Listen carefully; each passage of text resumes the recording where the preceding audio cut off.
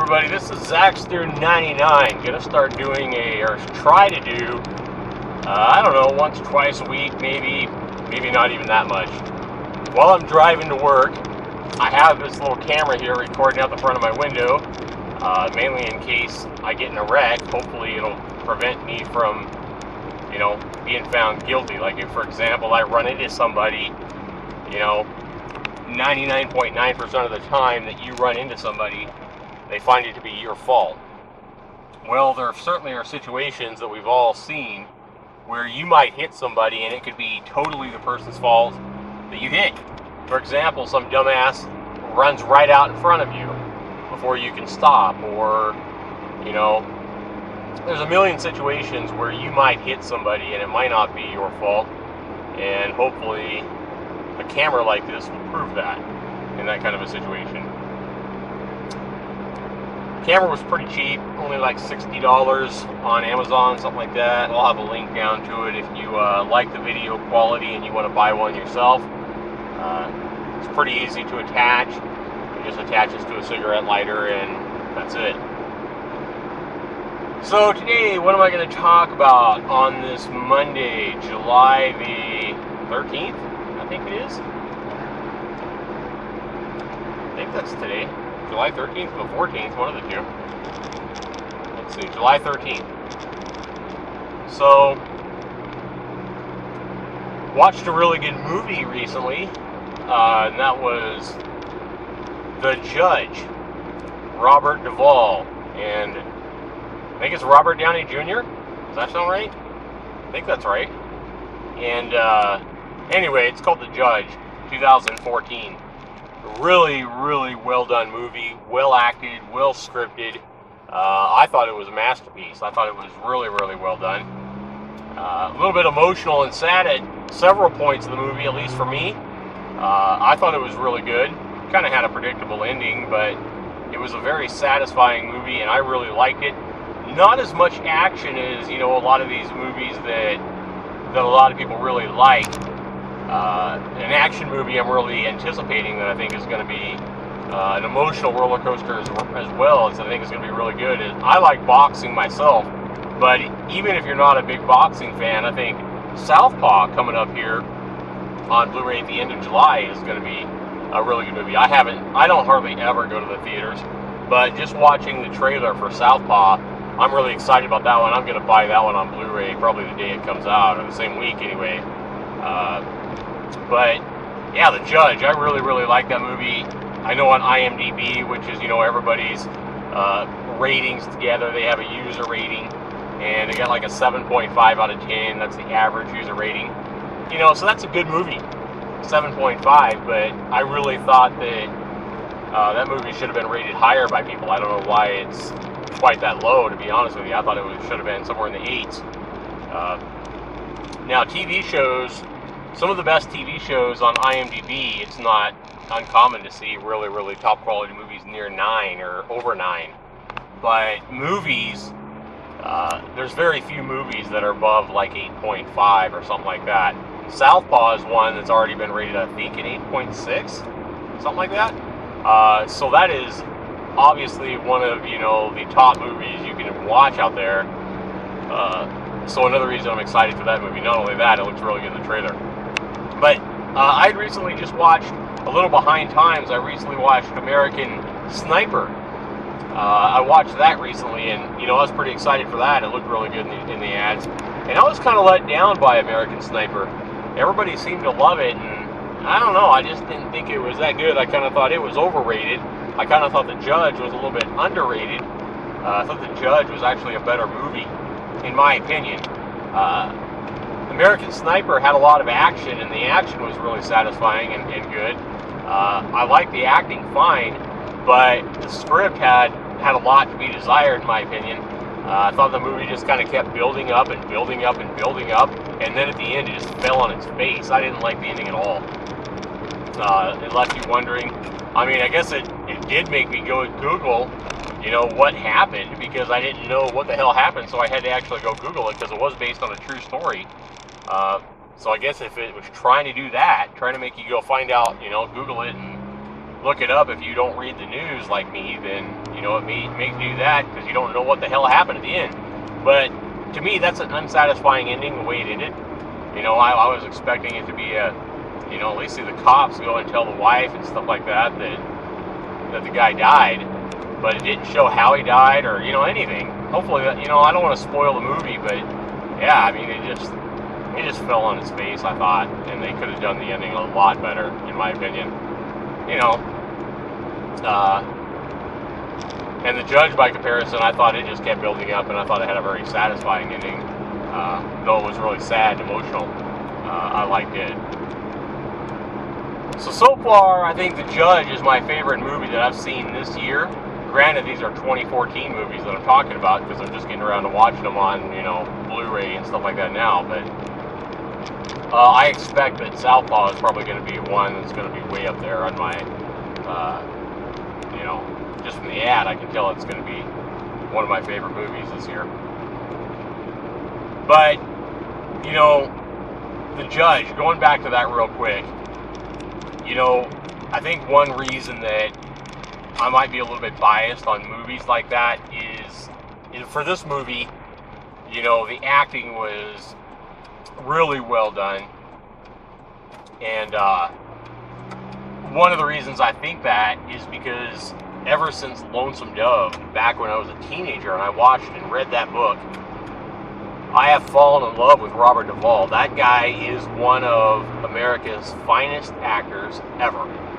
I pretty much love any role he plays and any movie he plays. I probably am a little bit biased towards that movie just because of how high quality an actor I think Robert Duvall is. In my opinion, he's my favorite actor. He's getting old now. He's like 84, 85 years old as of 2015, born back in 1931, so I guess he's 84 now. But I'm telling you guys, Robert Duvall, Lonesome Dove is my favorite movie, even though it's a miniseries. I call it my favorite movie ever, and that is the finest movie ever made, in my opinion. I read the book before I watched it as a teenager, and that opinion hasn't changed ever since way back then in the 1980s when I was a teenager and watched that movie and read the book. And I just think that Robert Duvall is in a class all of his own. I mean, there's a lot of really, really good actors out there and actresses, but Robert Duvall is in an upper echelon of actors because I think the guy, I think he has a passion for acting and for good plot and good stories. I don't think we're ever going to see Robert Duvall in one of these, you know, B movies, you know, one of these really weak scripts. I don't think we're ever going to see him. We're not going to see him in, you know, Scary Movie 8 or, you know, one of these horror movies, or, you know, we're not going to see him in Saw number 9. It's just not going to happen. He's not going to take that kind of role. I mean, he's taken obviously some lesser than top-notch movie roles, but I just don't think we're ever going to see him in a really, really crappy movie. I don't see it happening. I think he's above that. Even at 84 years old, I don't think he's going to ever lower himself to that standard. And I think the guy in real life would be an amazing guy to know and to meet. And, you know, I just think he's top-notch quality. I think he's, you know, I think a lot of who he is shows in his movies. I think they script movies around who Robert Duvall is as a person, and it makes those movies that much better. You know, his sense of humor, the way he talks, the way he laughs.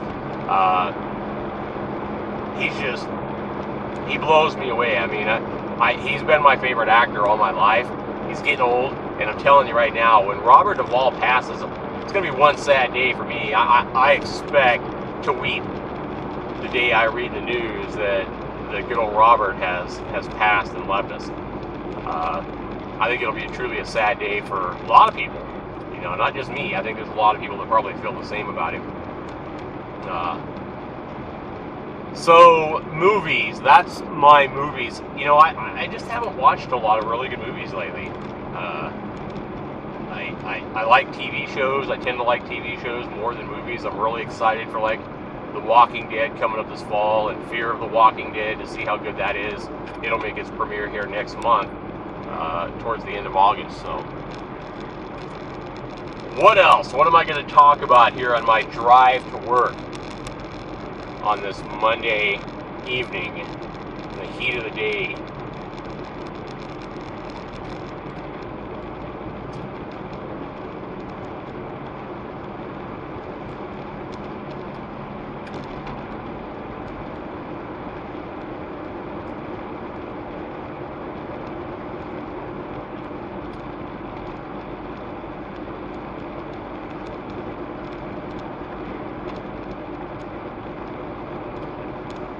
I want to go ahead and touch on something I've seen just a little bit with my son, and I've seen online from time to time, and that's cyberbullying.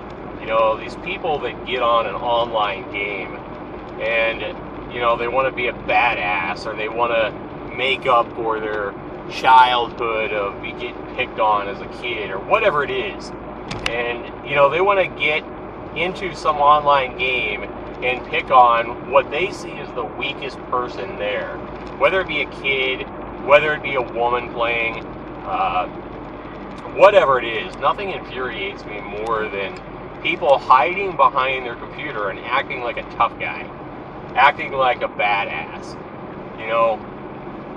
I don't know. I don't get it. I don't understand how somebody can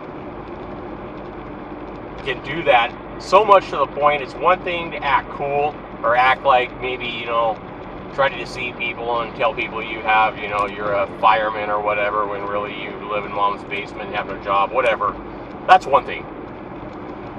But to get online with an objective of griefing people and making people miserable, other people in a game, that's the point that infuriates me. It's something that has ruined a lot of games over the years since online gaming has become popular. I never played World of Warcraft. I know stuff like that happens in World of Warcraft. I've seen videos of like a funeral. Somebody had a funeral for their friend or something that died in real life that was a big World of Warcraft fan. And I guess the kid died or something. I don't remember the exact story, but I remember watching videos of, the guy decided to get a bunch of people and have a funeral in the game, in the online game, because I guess this kid had a lot of friends in the game or whatever, because he played that much, and they had a funeral for him, and it was attacked by nothing but griefers and people trying to ruin this funeral party, this online funeral party, and completely destroy it. That to me is where people lose class. Stuff like that, and it comes in many different forms. Whether it's people logging into Call of Duty or Minecraft, adult kids, 25-year-olds, 30-year-olds, 40-year-olds, logging into a younger generation's game like Minecraft with nothing but the point of trolling and griefing and pissing off some 8-year-old kid or some 6-year-old kid and making them scream. And, what's the point of that? How do you get happiness or joy out of infuriating somebody? I mean, it's not funny, it's not cool. I don't get that, I never will. And there's millions of videos on YouTube already of trolling a 6-year-old in Minecraft and stuff like that. And all these people watch them. Why? Why is that funny? Why is it funny to go and make some poor 5-year-old kid cry his eyes out in Minecraft and completely ruin his fun in the game? That's one thing that really, really gets me. Why are people like that? People have degenerated and degraded so much since I've been alive, since I was a kid. There's always been bullies and stuff like that in high school, but never to the point that these people online take this stuff now. I mean, it's like constantly they get their joy out of going online into some of these online games and just trying to wreck the day for good people. They take the best people, the people with the biggest hearts, the people with the, young kids, whatever, and their objective is to completely tick them off, make them cry, break their heart, whatever it is, scare them, And I really hope that the laws for threatening somebody's real life and things like that get much firmer and more strict when it comes to online threats and even cyberbullying in general. I think there should be a law at some point, at some degree, of how far people can take this stuff. And the game companies that make these games, these people that have moderators and have people where, you know, somebody can be reported or whatever, I think that all these game companies need to start getting a lot more proactive and good at checking into these reports. For example, if somebody's called a name or harassed or whatever in an online game, or called derogatory names or racist slurs or whatever, these kind of things need to start being investigated by the companies that make these games, and they need to start being banned, you know, from the game. They're like IP address. You know, if they ever make an account again and, you know, they have to pay for the game or whatever, they link their address in any way, shape, or form, doesn't matter what computer. That whole address, the physical address as well as the IP address, should be banned. Their credit card number should be banned. These companies are so greedy, they care more about making a dollar than they do about the enjoyment and the non-harassment of their regular players. They let a few bad apples ruin their game. I mean, look at Rust, for example. A very sandboxy survival kind of game that came out at the end of 2013 in early access. Really fun game. But, you know, completely got ruined by people well, I guess you would call it harassment, because they used hacks and cheats and stuff like that to harass other players trying to play the game legitimately. And that game got completely ruined by trolls. And, you know, I don't know. I think that these game companies really need to start putting their foot down on, especially harassment, not just cheating, but the harassment of other players. That's really all I got to say about that. I mean, I'm really tired of it. I just wish that these game companies in particular, they have the ability to start banning these kind of players, whether it be griefers or trolls or cheaters or whatever. And a lot of them, in a lot of situations, they don't care. They don't put a stop to it. They put their value on the trolls or the griefers or the harassers. They don't want to kick those players because they make money off of them. And I wish they would really start looking at the fact that by getting rid of these players, they're going to create a more enjoyable environment, online environment for all of its players.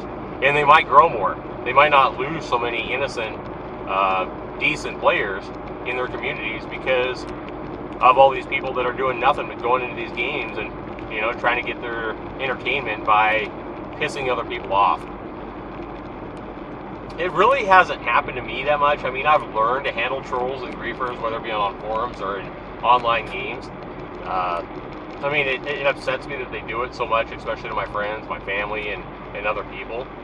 But I've learned to handle it. I mean, pretty much the best way to handle anybody trying to harass you or grief you in any of these online games is to simply ignore them. Whether you're on a forum, and this is good advice, people, if you're listening to this, and you are ever harassed or called a derogatory name or, you know, griefed or any of these things in these online games, they want you to get mad. They want you to try to get revenge. That's what these guys want. They want you to attack them back, whether it be on a forum board where they're just trying to, you know, tick you off or say something to upset you, or whether it's an online game and they're trying to harass you in whatever way they're trying to harass you. The absolute best thing to do is to simply ignore these asshats.